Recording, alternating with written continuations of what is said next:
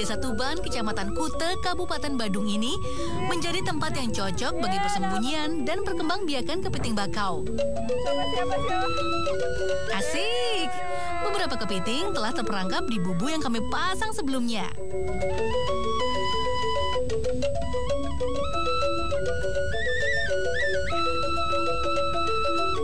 Eits, menangkapnya harus hati-hati. Jangan sampai tangan kita kena di capitnya. Waktunya bersih-bersih.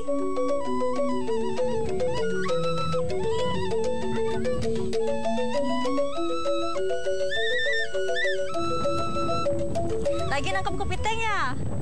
Iya Bu, gede banget. Tapi saya nggak tahu mau diapain. Kita olah di sana yuk. Oh boleh Bu. Dadah, duluan ya. Ibu Kadek adalah ketua kelompok wanita nelayan Poklasar. Ia bertanggung jawab mengelola restoran Kampung Kepiting yang didirikan kelompok nelayan Wonesari pada tahun 2012 lalu. Restoran Kampung Nelayan didirikan untuk memberdayakan istri nelayan. Ibu Kadek sendirilah yang mengajari istri-istri nelayan di sini untuk mengolah berbagai masakan hasil laut. Nah, kepiting hasil buruan saya tadi akan diolah Ibu Kadek menjadi menu andalan khas Kampung Kepiting. Wah, saya sudah tak sabar untuk mencicipi kelezatannya. Buat yang tertarik membuatnya di rumah, simak resep dan cara pembuatannya. Kita masak kepiting tol bergoyang, menu favorit di Kampung Kepiting. Inspirasinya itu dari mana sih Bu? Saya terinspirasi dari pembangunan jalan tol. Nah, ada kata bergoyang. Nah, yang membuat bergoyang itu ini, cabai. Oh, jadi Iya. ini pedas sekali. Cita ya, Bu, rasa ya? pedas banget, membuat lidah kita bergoyang. Iya. Resep kepiting tol bergoyang cukup sederhana. Siapkan bawang putih, bawang bombay, jahe, lengkuas, cabai rawit, cabai merah besar, merica, daun bawang, koriander, daun jeruk, air, serta garam. Nah, bahan tambahan lainnya adalah pidada atau buah mangrove dari jenis Soneracia cassiolaris. Ini deh buah mangrove yang akan kita pakai masak juga di kepiting tol bergoyangnya. Fungsinya apa ini Bu? Ini buahnya fungsinya untuk menghilangkan bau amis. Mula-mula, kepiting bakau dibersihkan terlebih dahulu. Haluskan bawang putih, jahe, dan lengkuas. Bumbu-bumbu lainnya diiris tipis-tipis.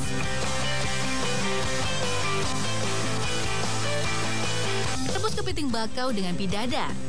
Bila kesulitan mendapatkannya, bisa diganti dengan jahe.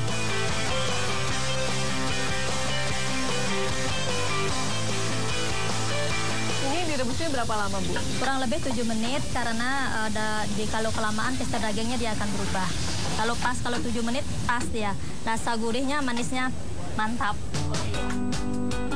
Proses selanjutnya adalah menumis bumbu yang telah dihaluskan dengan sedikit margarin. Masukkan bumbu yang telah diiris tipis, lalu aduk. Tambahkan air, garam, merica bubuk, dan kecap manis secukupnya.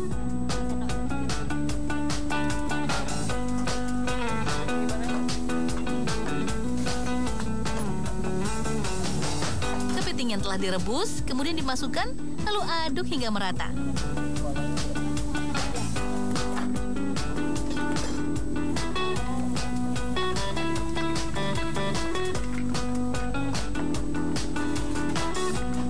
Memasak kepiting tol bergoyang jangan terlalu lama, karena akan merusak kualitas daging kepitingnya. Dan kenikmatannya pun menjadi berkurang. Nah, kepitingnya udah siap saji ini. Ayo kita icip-icip di sana di luar. Ayo Bu. Ya. Saya juga nggak sabar ini. Oke.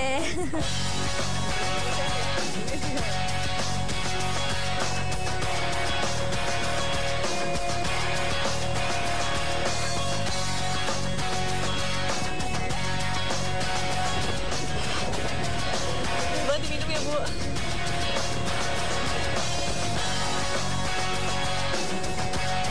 Di sini nggak suasananya enak ya, Bu. Konsep restoran ini tuh apa, Bu? Konsepnya kita ini pemerataan ekonomi dan pemberdayaan masyarakat nelayan khususnya. Makanya yang terlibat di sini dari istri nelayan, anak nelayan, dan cucu nelayan pun berpartisipasi di dalamnya. Nah, untuk khusus kepiting, kita batasi hanya 25 kilo per hari untuk jual di kampung kepitingnya ini. Karena tujuannya untuk melestarikan habitat yang ada di hutan mangrove. Tuh, kebetulan Pak Made juga ada. Pak Made.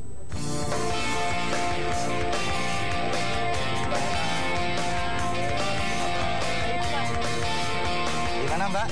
Made Sumasa adalah ketua kelompok Wanasari yang merintis usaha restoran Kampung Kepiting. Restoran yang merupakan pengembangan usaha dari kegiatan utama kelompok, yaitu pembudidayaan kepiting bakau.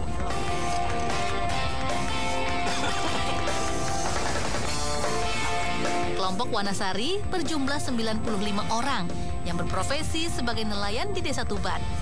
Anggotanya terbagi menjadi 3 bagian, yakni nelayan tangkap, pengurus ekowisata, dan nelayan keramba kepiting. Keramba kepiting yang dimiliki kelompok Wanasari ada 5 unit. Setiap unitnya dikelola oleh 5 hingga 9 orang anggota.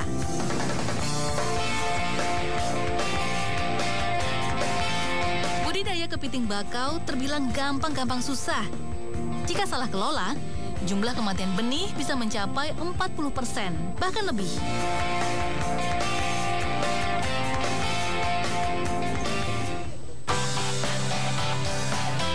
Untuk proses perkawinan, pemijahan, hingga pemeliharaan larva kepiting dibutuhkan tempat khusus yang tertutup dan steril. Kenapa sih Bapak milih kepiting bakau ini untuk dibudidaya? Yang pertama, kebetulan jenis kepiting ini berlimpah dan banyak sekali di alam mangrove kita. Yang kedua, jenis kepiting ini banyak penggemar di kuliner kita.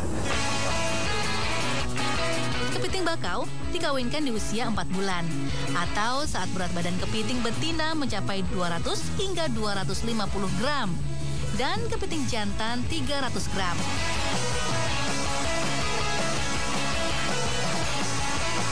Seekor kepiting jantan mampu membuahi 5 ekor kepiting betina. Seekor kepiting betina yang sedang dibuahi akan ditempel kepiting jantan hingga 15 hari lamanya, atau sampai kepiting betina berganti kulit. Sekali pembuahan, kepiting betina bisa 3 kali bertelur. Pertama, 1,5 bulan setelah dibuahi, lalu 2 kali dalam 4 bulan berikutnya. Hebatnya, sekali bertelur, kepiting betina bisa menghasilkan jutaan telur. Ini untuk bedain jantan dan betinanya gimana, Pak? Ini, Pak. Jadi di sini ada yang bentuknya opal ini betina. Jadi kalau yang jantan dia lancip. Nah, jadi ini adalah yang betina yang untuk menggandol telurnya ada di sini. Di rambut-rambutnya ini. Nah, ini bedanya, Pak. Jelas ya? Nah, ini betina, opal, dan ini jantan lancip. Ya, jelas ya? Iya, Pak. Kelihatan ya, Pak, bedanya, Pak? Nah, jelas sekali. Telur yang telah menetas atau larva kepiting harus dipindahkan ke kolam khusus untuk mencegah kematian. Larva kepiting sangat rentan terhadap suhu serta kadar garam dalam air. Suhu air kolam yang pas berkisar 30 hingga 31 derajat Celcius. Kolam harus steril dan tertutup agar suhu di dalamnya tetap panas. Kadar garam air kolam harus mencapai 20 hingga 25%. Penggantian air kolam dilakukan minimal 3 hari sekali. Susah nggak sih, Pak, proses pembudidayan larva ini? Cukup membutuhkan waktu dan cukup susah ini, Pak. Seperti perawatan bayi. Jadi kita mesti steril tempat ini, kemudian kita perhatikan pH-nya, kita perhatikan suhu air, suhu udara, dan makanannya. Jadi perhatian khusus di tempat ini. Jadi di sini adalah kuncinya untuk menghidupkan sebagai baby crab nanti. Larva kepiting berusia 28 hari sudah bisa dipindahkan ke kolam bersuhu normal. Pakannya pun berubah dari plankton menjadi ikan rucah. Usia 2 bulan, kepiting baru dipindahkan ke dalam karamba.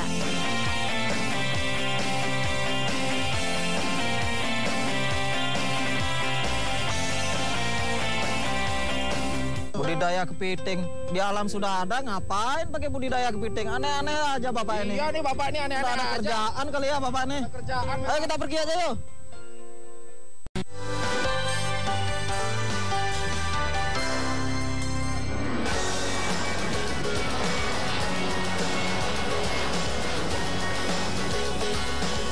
Kepiting usia 2 bulan, kemudian didistribusikan ke Karamba kelompok.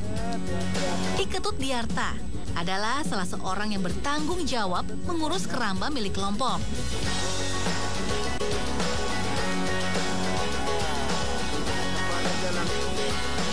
Keramba kepiting kelompok Wanasari rata-rata berukuran 400 hingga 500 meter persegi. Kedalamannya mencapai 50 cm.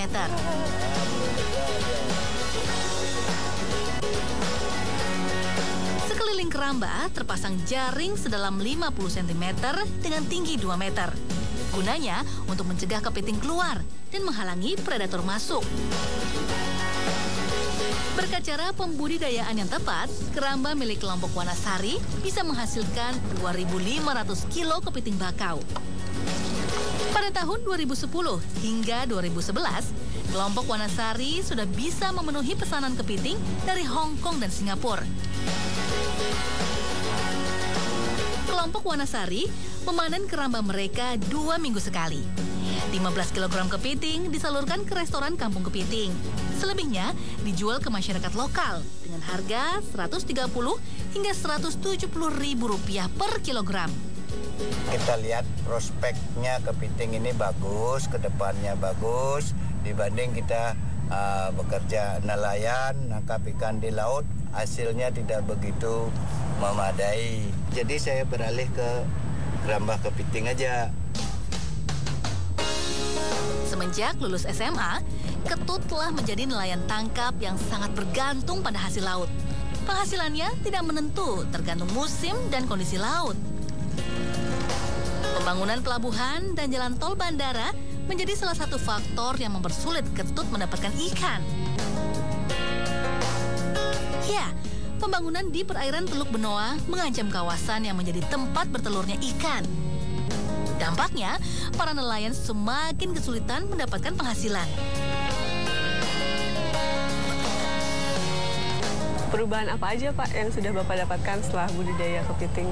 Itu dulu waktu kita masih melaut, mengambil ikan di laut, kita punya hasil tidak mencukupi untuk keluarga. Sekarang berbudidaya kepiting lebih bisa mencukupi kehidupan keluarga dan malahan bisa mengkredit motor untuk keluarga kami.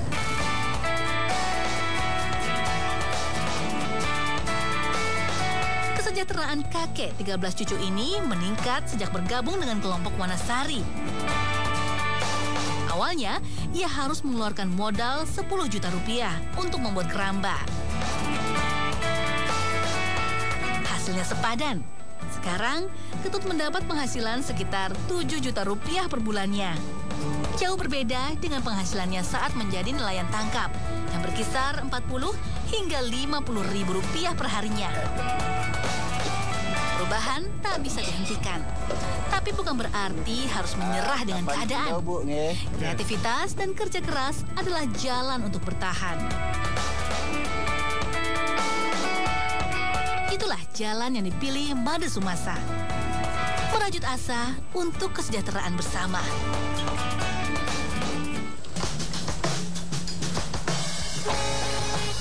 Ide pembentukan kelompok nelayan pembudidaya kepiting bakau berawal dari keprihatinan Made akan rusaknya Taman Hutan Rakyat Ngurah Rai.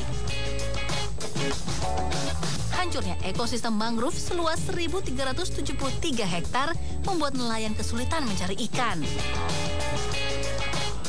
Mereka bahkan harus menangkap ikan hingga jauh ke tengah laut.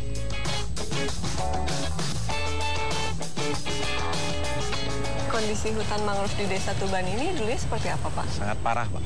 Jadi dengan alasan ekonomi, masyarakat menebangi pohon bakau ini, batangnya dipergunakan untuk membakar kapur, kemudian rantingnya dipakai untuk membuat garam, kemudian daunnya dikasih ternak. Intinya alam ini hancur, kemudian ditambah dengan padatnya pembangunan pelabuhan benua, yang tidak memperhatikan lingkungan. Jadi limbahnya terbuang begitu saja sehingga menambah hancurnya pohon bakau di sini.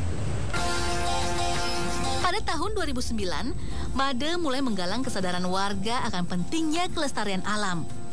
Ia lalu mengajak para nelayan untuk membentuk kelompok pembudidaya kepiting bakau. Tujuannya agar masyarakat bisa meningkatkan penghasilannya dan kawasan hutan mangrove Wanasari pun bisa terjaga.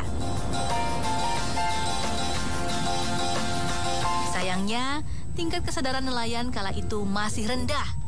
Banyak nelayan yang tak menghiraukan ajakan Made dan menganggap budidaya kepiting adalah hal yang mustahil. Alam mungkin ini. Halo, selamat sore. Apa nih Pak Made? Gimana hasil tangkapannya, Pak? Tidak ada hasil hari ini Pak Made. Waduh, kalau gitu gimana kalau kita berbudidaya kepiting nih? Hasilnya bagus nih. Budidaya kepiting di alam sudah ada, ngapain pakai budidaya kepiting? Aneh-aneh aja Bapak ini. Iya nih Bapak ini aneh-aneh Tidak ada aja. kerjaan kali ya Bapak nih. Ayo kita pergi aja yuk.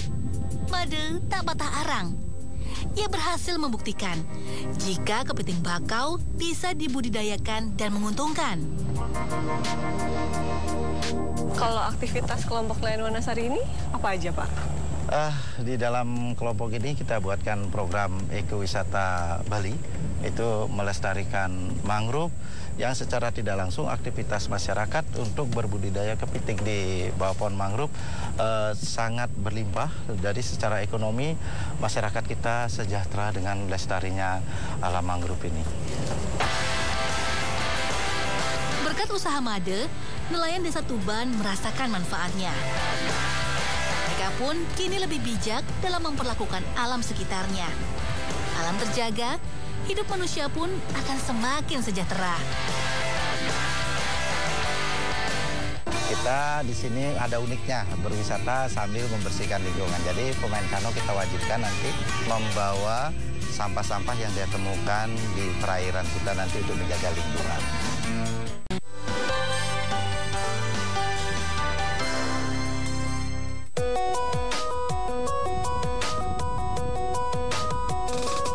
Keberhasilan membudidayakan kepiting bakau dan membuka restoran tak membuat Made dan kelompoknya berhenti berinovasi.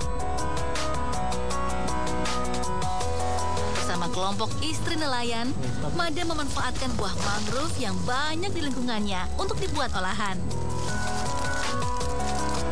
Di antaranya berupa sirup dari buah mangrove. Mereka juga membuat produk lulur kecantikan dari buah mangrove jenis Silocarpus granatum. Pembuatan lulur ini pun cukup mudah. Setelah dikupas, rendam buah mangrove dengan air yang diberi arang.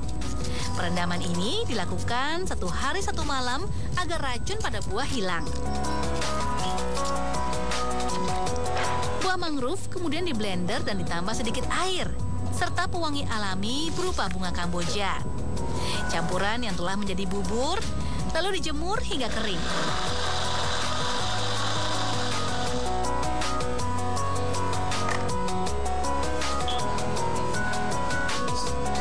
Bahan yang telah kering tadi kemudian diblender sekali lagi untuk memperoleh tepung lulur. Lulur buah mangrove yang biasa disebut banang-banang dipercaya mampu mencerahkan kulit. Dan tentu saja aman karena tidak mengandung bahan kimia berbahaya.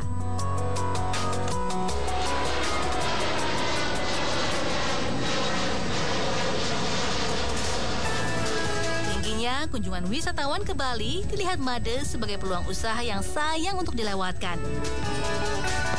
Made lalu menawarkan sebuah konsep wisata yang berbeda, yaitu ekowisata, di mana wisatawan bisa menikmati keindahan alam dan ikut berpartisipasi menjaganya.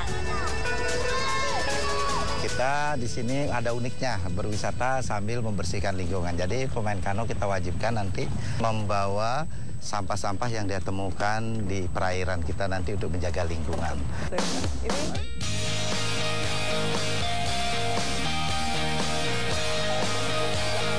Ide-ide kreatif pun terus dimunculkan, termasuk juga yang berkaitan dengan kebutuhan berekspresi melalui seni dan budaya Bali.